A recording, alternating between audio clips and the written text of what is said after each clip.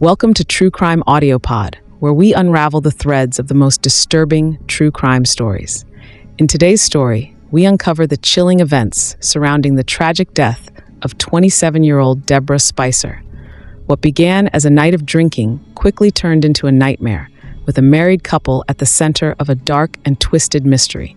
Stay tuned as we unravel the shocking details behind this disturbing case. The air was bitterly cold on the morning of Saturday, October 7th, 1989, as Jeff Chandler loaded his fishing gear into his pickup truck. The sky was still dark, with only a faint promise of dawn on the horizon, as he reversed out of his driveway in the Portland metropolitan area. In one hand, he held a steaming cup of coffee, hoping it would shake off the chill, while in the other, he gripped the wheel, steering toward a destination far removed from the noise of city life. Chandler's destination that day was a secluded stretch of the Clackamas River, nestled in rural Clackamas County, Oregon. It was a well-known fishing spot, frequented by those chasing the elusive steelhead trout. Like many others who came here, Chandler sought not just the fish, but the serene isolation of the riverbank. By the time Chandler arrived on the south shore of the river, roughly 300 yards upstream from the Carver boat ramp, the first streaks of sunlight were breaking through the eastern sky. Chandler set up his gear, cast his line, and settled in, hoping for that familiar tug signaling a bite.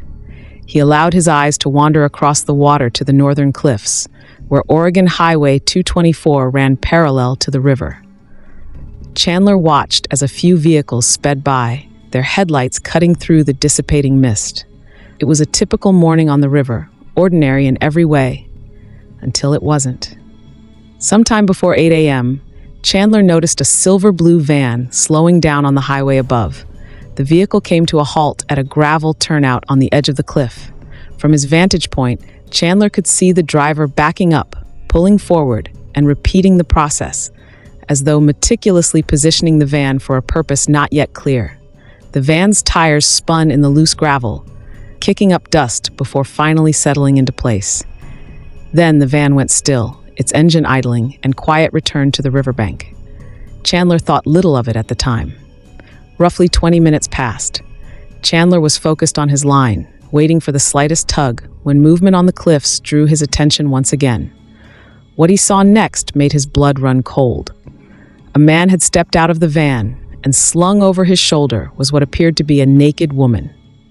Chandler froze, unable to believe his own eyes. The man carried the lifeless-looking figure toward the edge of the cliff with a deliberate, chilling determination. Before Chandler could react, the man reached the precipice and in one swift motion hurled the woman's body over the edge. Her body tumbled through the air before slamming into a rocky outcropping halfway down the cliff. Chandler gasped in horror. It wasn't over. The man above, seeing the body snagged on the ledge, began climbing down the steep embankment with alarming speed. When he reached the body, he shoved it off the ledge, sending it plunging the rest of the way to the river below. Chandler could only watch in paralyzed disbelief as the woman's lifeless form hit the water, creating a faint splash. "Hey!" Chandler shouted, his voice breaking the eerie silence. Somebody just tossed a body off the cliff. At first, the other fishermen along the bank barely registered Chandler's frantic cries. But as their eyes turned toward the water, they saw it too. The naked body, floating eerily in the shallow current. For a moment, it drifted, carried by the flow of the river, before becoming lodged against the rocks. The fishermen gathered along the shore, staring in stunned silence. The body didn't move, except for the subtle roll of the water nudging it, a sickening confirmation that the woman was dead. As the horrifying reality sank in, Chandler's gaze shot back to the cliffs in time to see the van speeding away down the highway, gravel flying in its wake. Chandler and a few other fishermen, still shaken from the horrifying sight of a lifeless body tumbling over the cliff, scrambled to their vehicles and drove off in search of a phone. The urgency was palpable, their minds racing as they navigated the rural roads to find a way to alert authorities. Within minutes, frantic calls flooded the Clackamas County Sheriff's Department dispatch center. The reports were chillingly similar: A naked woman's body had been seen floating in the Clackamas River, apparently thrown from a high cliff. While some fishermen decided to leave the scene entirely, others returned to the riverbank, curiosity overtaking their fear as they awaited the arrival of law enforcement.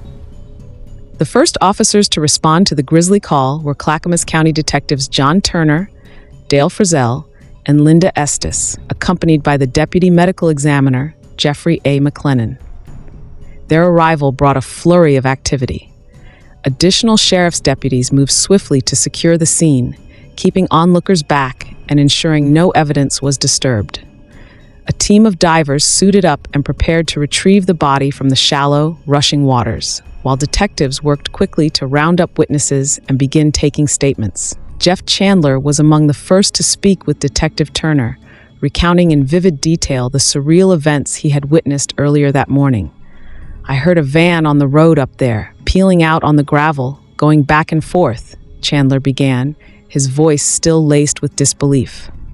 "Then, about 20 minutes later, I see this guy walking toward the edge of the cliff with a lady over his shoulder." Chandler paused, visibly shaken, before continuing.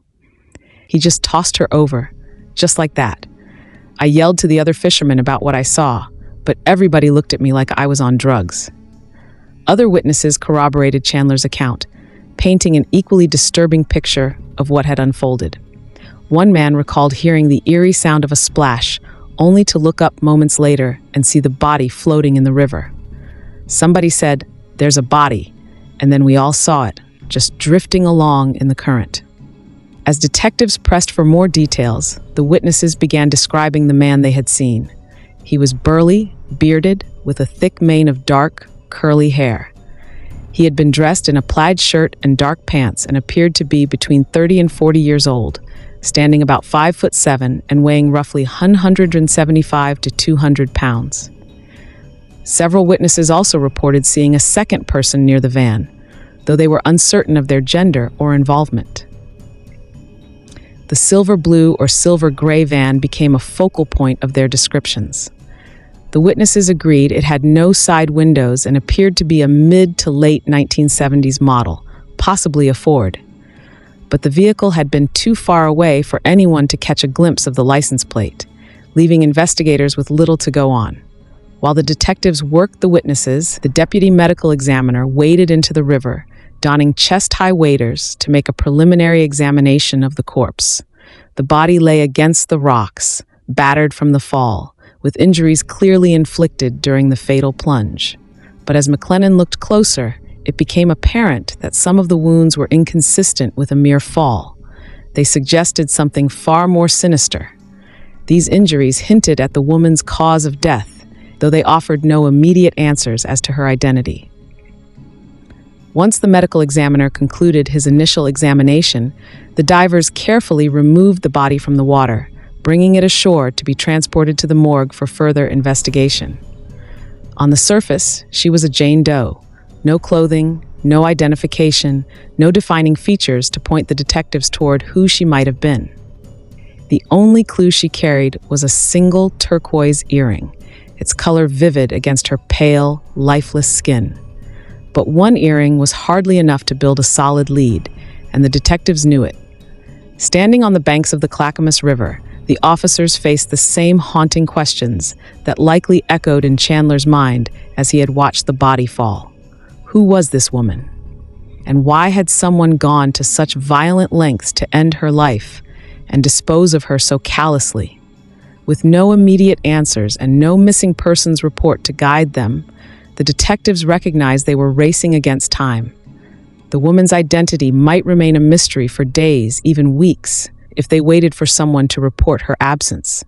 Every passing moment increased the risk that the trail would grow cold and the killer would slip further from their grasp. The turquoise earring was their only clue, but it was hardly a roadmap. The detectives exchanged grim looks as they pondered their next move. How do you find answers when you barely know the questions? With no clothing, no ID, no name, the investigation was already an uphill battle. Yet they couldn't afford to wait. Somewhere out there was a man who had been seen tossing this woman to her death, and perhaps a second person who had witnessed it. Every second counted. The three investigators wasted no time in their efforts to generate leads. They sent out detailed alerts to every metropolitan law enforcement agency in the region, providing a full description of the victim and what little they knew about the crime. At the same time, they reached out to the media, releasing much of the same information but holding back key details that would only be known to the killer or killers. They were determined to avoid a flood of false confessions and ensure that only genuine leads made their way to the top of the pile. The detectives knew their best chance at cracking the case would come when someone identified the woman. From there, they could begin to piece together the events that led to her murder. As it turned out, they didn't have to wait long. The very next day, police in Multnomah County received a call from a woman in Gresham, Oregon. She was worried about a missing relative, 27-year-old Deborah Spicer. According to the caller, Deborah hadn't returned home after a night of drinking on Friday, October 6th. Fearful that something terrible had happened, she decided to reach out to the authorities. She described Deborah in detail, and her description matched the physical features of the nude body described in the regional alerts sent out by Clackamas County investigators. The connection was clear, and the information was quickly relayed to the detectives working the murder case. When Clackamas County detectives met with Deborah Spicer's relative, it didn't take long for them to confirm what they already suspected. The Jane Doe pulled from the Clackamas River was indeed Deborah Spicer. The relative provided a photograph, and although the victim's face had been swollen and marred by injuries, it was unmistakable. The detectives gently broke the grim news to the distraught relative, who, despite her grief, answered their questions and shared what she knew about Deborah's life and her final hours. Deborah Spicer's story began far from Oregon. She was born on July 31st, 1962, in Columbus, Ohio. When she was 5 years old, her family moved west to California. But their time there was short-lived, and within a year, they relocated again, this time settling in East Multnomah County, Oregon. Deborah grew up there, attending Reynolds High School in Portland, where she was an active and spirited cheerleader. She graduated in 1980, leaving behind fond memories for her classmates and friends. As the relative recounted Deborah's life, a picture emerged of a young woman who was both social and multifaceted. She was described as someone with a wide circle of friends who loved spending time with people, but also cherished the comfort of her home. She enjoyed playing tennis, skiing, and bowling in her free time, and her favorite pastime was reading romantic novels. For a time, Deborah worked as a secretary, but her job had ended recently. She had migraine headaches, the relative explained. She missed so much work that she just had to quit. The detectives also learned that, in recent months, Deborah had taken up drinking, a habit that had increasingly become a part of her social life. On the night before her murder, she had been at a local pub, unwinding like many others her age. The relative described Deborah as someone who liked to have fun, playing pool, going to parties, and enjoying the company of friends. But there was more to her than a nightlife persona. She liked to have parties, the relative said, but she also liked her home. The Friday night before Deborah's body was seen falling into the Clackamas River had begun like many others. Deborah had spent the evening having dinner with her relatives and her boyfriend. He was here when they went out Friday night, the relative shared. Deborah stir-fried a dinner for all of us. Inks.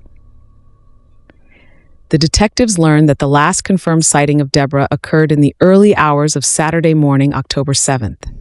At around 3 a.m., Deborah had shown up at the relative's home, where she also lived, accompanied by two strangers, a man and a woman. Neither the relative nor anyone else in the household recognized them. Their identities and their connection to Deborah remained unknown, but the detectives could not ignore the chilling possibility that one or both of these individuals might have played a role in her death. With this new information, the detectives felt a flicker of hope in their otherwise grim investigation. They now had a name, a history, and a timeline that placed Deborah in the company of mysterious figures just hours before her body was found in the river. But there were still far more questions than answers. Who were the two people with Deborah that night? What had transpired between the time she was last seen alive and the moment her lifeless body was thrown over the cliff? And, most haunting of all, why had someone wanted her dead? The relative provided investigators with a detailed description of the man who had been seen with Deborah in the early hours of Saturday morning.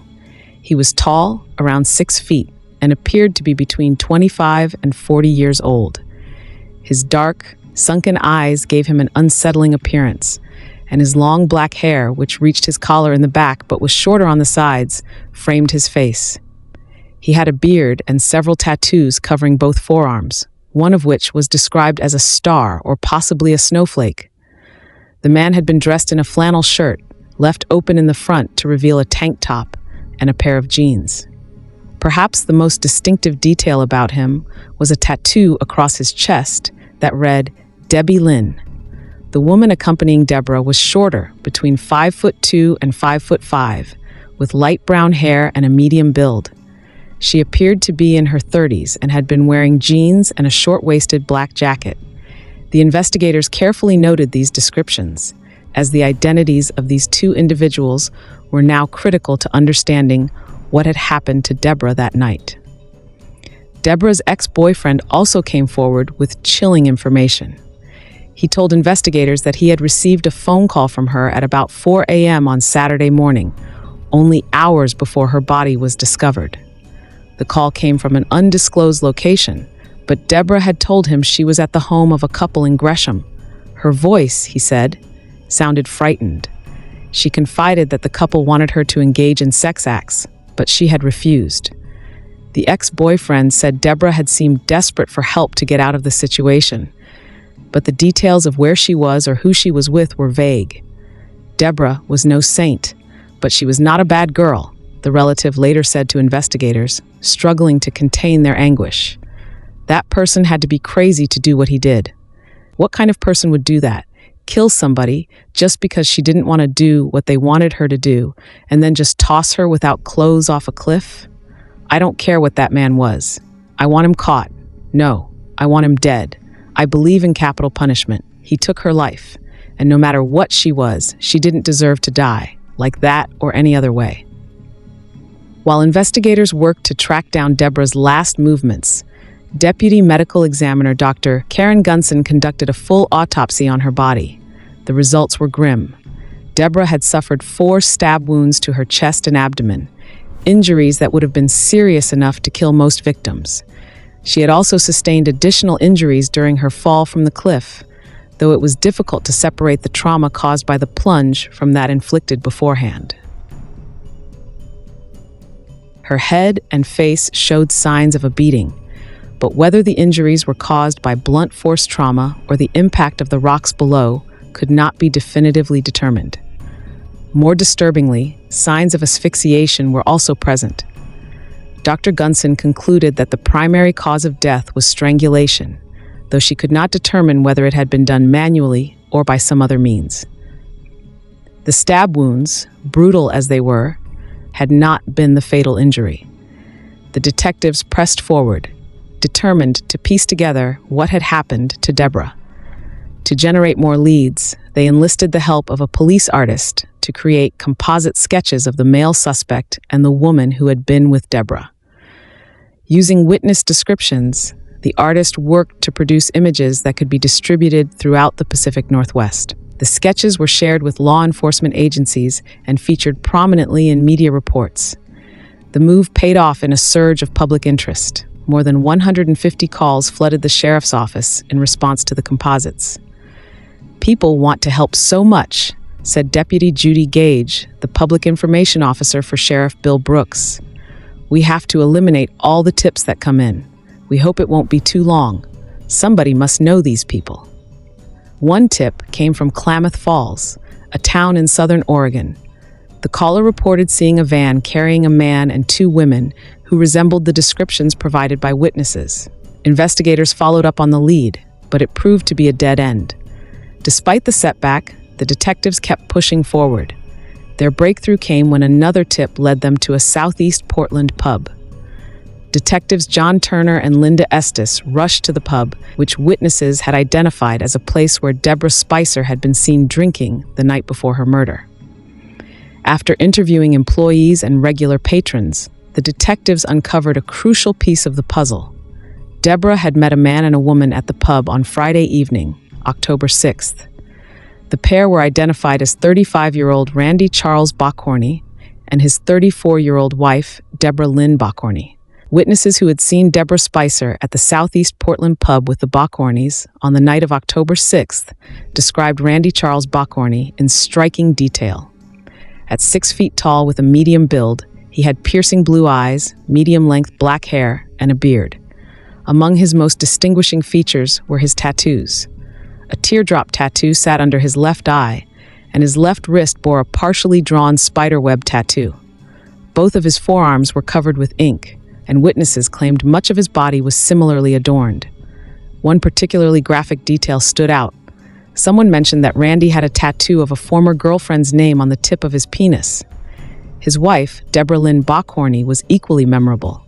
She stood about 5 feet 6 inches tall, weighing around 140 pounds. She had wavy, light brown, medium-length hair and blue eyes. Like her husband, Deborah had multiple tattoos, including ones on both of her upper shoulders. One tattoo was a Harley-Davidson motorcycle emblem, and the other was equally unique, a teardrop with the inscription, "Teardrop Randy," at its center. Witnesses recalled that the couple drove a silver-blue 1976 Ford van with a gray stripe along its side. The van had no windows on one side and was registered in Wisconsin, bearing license plates numbered S849. The detailed descriptions of the couple, along with their van, perfectly matched the accounts provided by the fishermen who had witnessed Deborah's body being thrown off the cliff. Detectives Turner and Estes were now certain they had their suspects. The pieces of the puzzle were coming together, and the investigators quickly secured arrest warrants for Randy and Deborah Bockorny on suspicion of murder. Kinsa. Detectives soon discovered that Randy and Deborah were living in a small, isolated rental house on a spacious lot in Gresham, Oregon, at the time of Deborah's murder. Since the house was located outside the Clackamas County jurisdiction, the detectives enlisted the help of the Multnomah County Sheriff's Department and the Gresham Police Department. Armed with search warrants, a multi-agency team rushed to the Bockorny's residence, hoping to apprehend the couple. As anticipated, the house was empty when law enforcement arrived. Detectives Turner and Estes strongly suspected that the Bockornys had fled the state shortly after disposing of Deborah's body. Undeterred, they entered the home with the owner's permission and began a thorough search for evidence. The investigators meticulously combed through the house, looking for any trace that might tie Deborah Spicer to the location. Items that could potentially be used as weapons, fingerprints, or articles of clothing were carefully collected. Their attention quickly turned to the home's bedrooms. In one of the rooms, they discovered traces of blood, an ominous sign. What stood out even more was the strange condition of the carpet. A large section of a green carpet had been cut away from the rest, leaving a conspicuous gap. Detectives Turner and Estes couldn't ignore the possibility that the missing carpet had something to do with Deborah's death, perhaps removed to conceal evidence of the crime. The detectives' determination led them to search every corner of the room, examining the floor on their hands and knees, and even looking beneath the bed. It was there, under the bed frame, that they made their most significant discovery. Lying hidden in the shadows was a small object that immediately caught their attention. It was an earring, identical to the turquoise earring found on Deborah's body when it was pulled from the Clackamas River. Because Deborah Spicer's body was discovered in Clackamas County, and detectives John Turner and Linda Estes had led the investigation up to this point, it was decided that they would continue pursuing the case, even though it now appeared that the murder had occurred in neighboring Multnomah County. With assistance from the National Crime Information Center, NCIC, and the FBI, the detectives began piecing together the background of Randy and Deborah Bockorny, uncovering a long trail of criminal activity and disturbing behavior. The NCIC revealed that Randy Bockorny had an extensive criminal history, with 47 interactions with law enforcement dating back to 1973. Much of his record was tied to Langlade County in northern Wisconsin, where he had grown up. His offenses ranged from robbery in 1973 to a 1977 conviction for attempted escape and assault on a Wisconsin state prisoner. He had also violated parole in 1983 and was charged with disorderly conduct in 1985. Just 4 days before Deborah Spicer's murder, on October 3rd, Langlade County had issued a felony warrant for Bockorny's arrest after he failed to appear in court for a battery charge filed by a former girlfriend earlier that year. Sergeant Brad Henricks of the Langlade County Sheriff's Department provided additional insight into Randy's past.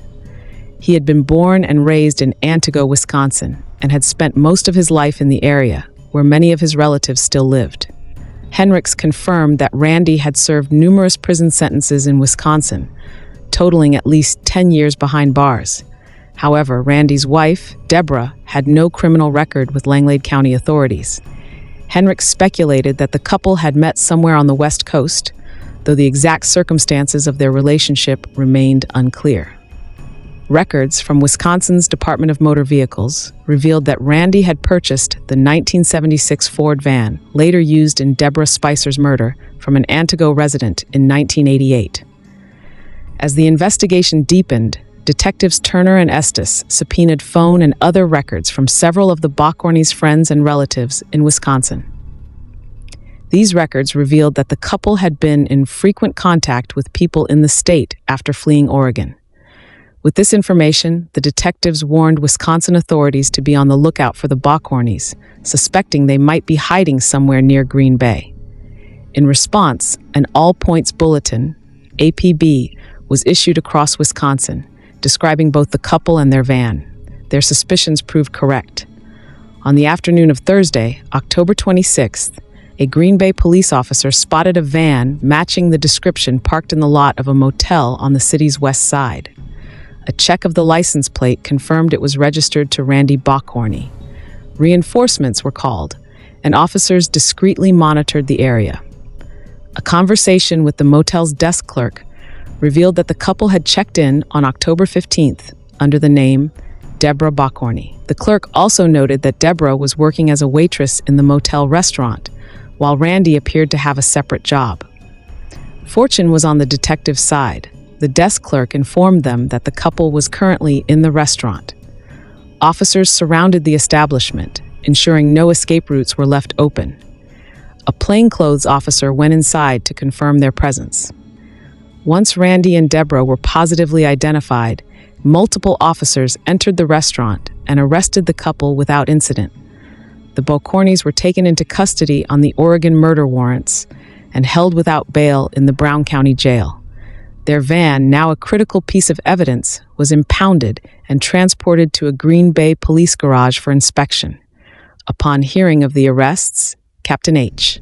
Tastip, Patrick Detloff, dispatched Detectives Turner and Estes to Green Bay to question the suspects.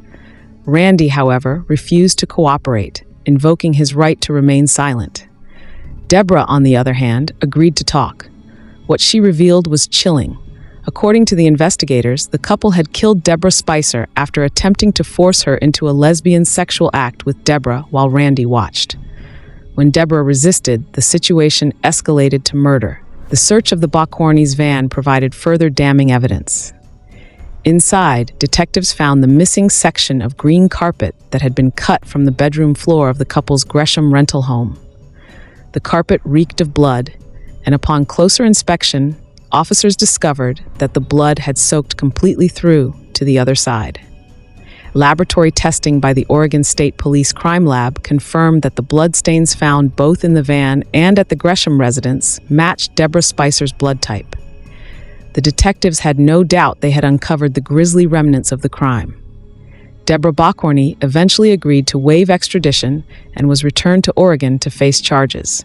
Randy, however, resisted extradition, delaying his return by several weeks. It ultimately required a governor's warrant to bring him back to Oregon, where he joined his wife in the downtown Portland Justice Center jail. Both were held without bail.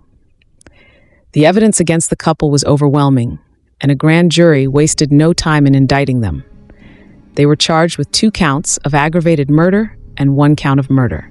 The aggravated murder charges alleged that Deborah Spicer had been killed during an attempted first-degree sexual abuse and that the murder was committed to conceal the crime. The single count of murder accused the Bockornys of intentionally causing Deborah's death through beating, asphyxiation, and stabbing. Both Randy and Debra pleaded not guilty, and the court, recognizing the unique and complex nature of the evidence and the defenses raised by Debra, ordered separate trials for the couple.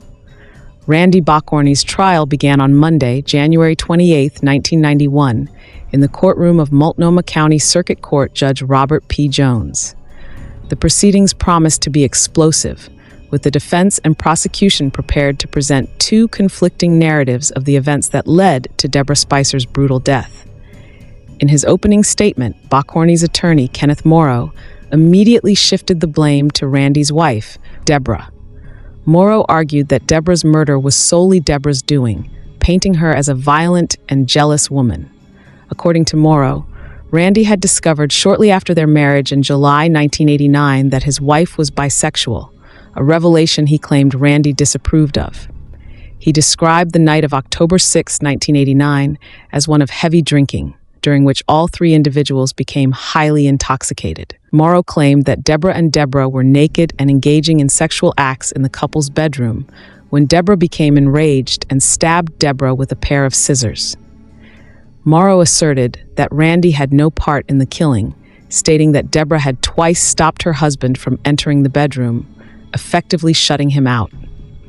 The prosecution, led by Deputy District Attorney John Bradley, painted a very different picture.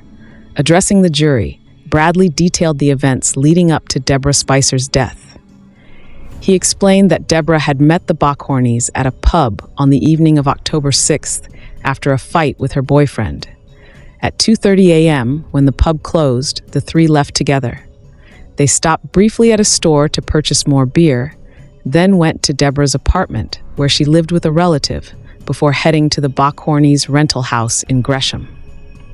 Bradley argued that both Randy and Debra were involved in the murder, and he claimed that physical evidence would prove Randy had sexually assaulted Debra before her death. The case took a dramatic turn when Randy Bockorny took the stand to testify in his own defense. He admitted to being heavily intoxicated on October 6th, drinking throughout the day and into the night. He described how, after the group arrived at the couple's home, he twice entered the bedroom where his wife and Debra were lying naked on the bed, only to be told to leave by Debra both times.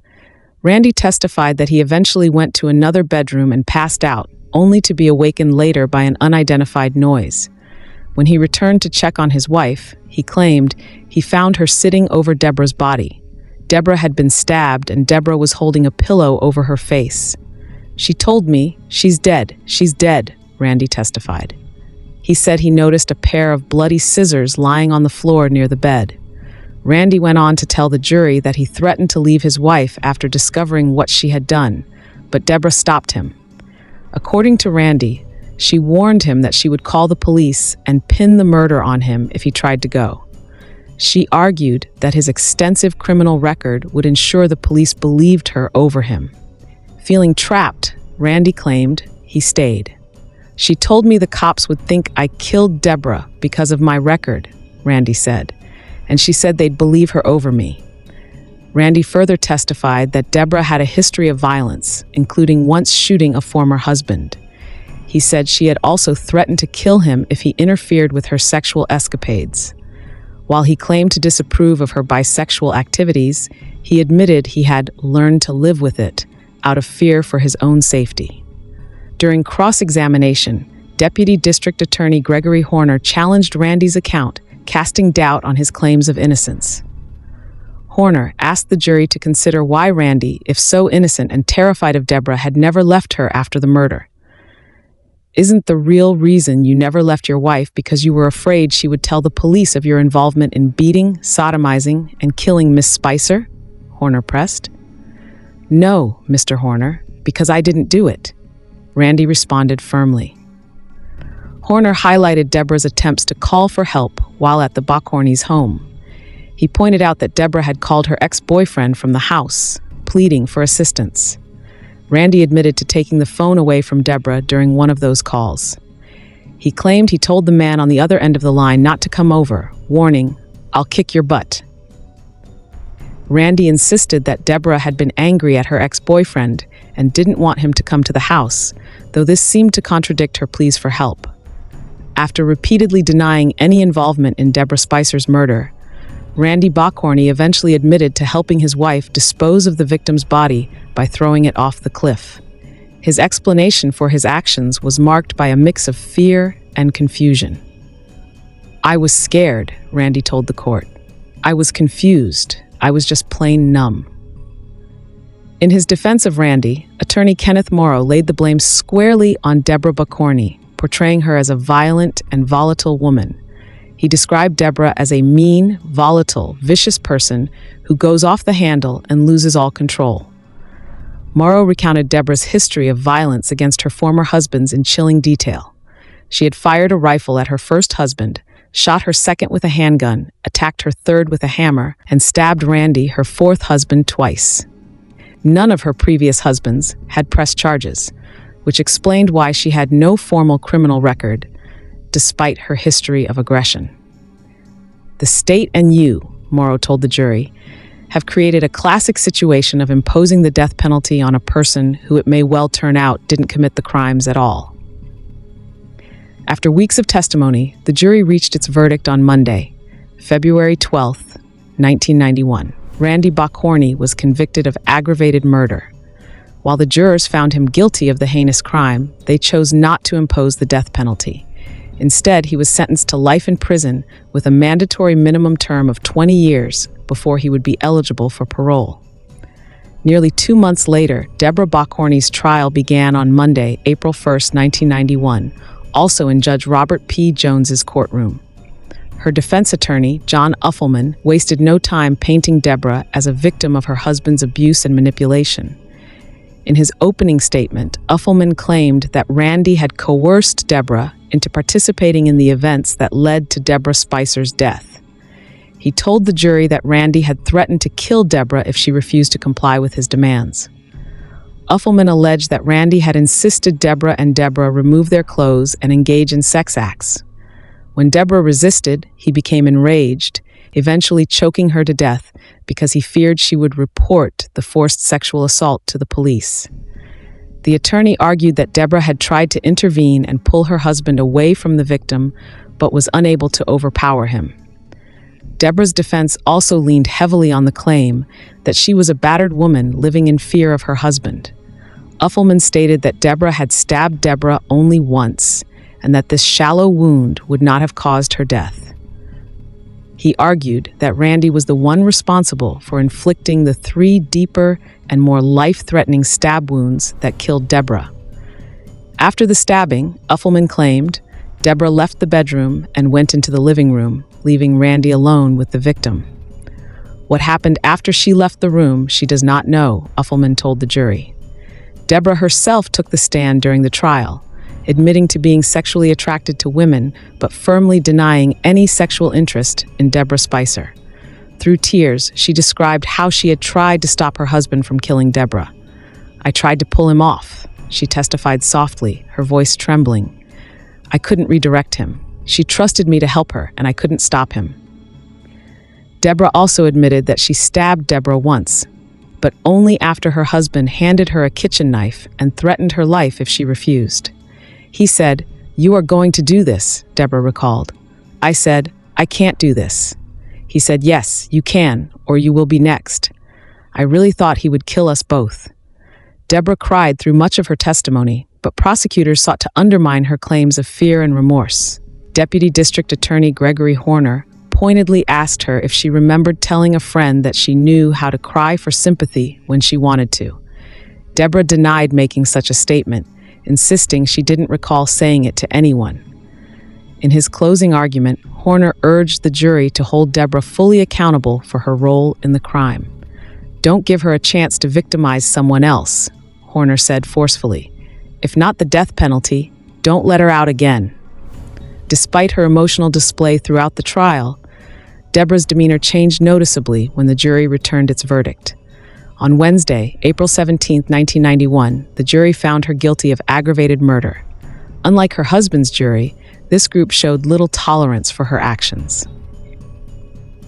After failing to find sufficient mitigating factors to allow for the possibility of parole, they sentenced Deborah to life in prison without the possibility of parole. While both Randy and Debra Bockorny escaped the death penalty, they would spend the rest of their lives behind bars. Their trials revealed a dark and twisted dynamic, a cocktail of manipulation, violence, and cruelty that culminated in the horrific death of Deborah Spicer. For Deborah's family, the sentences brought some measure of justice, though it could never undo the pain of her loss.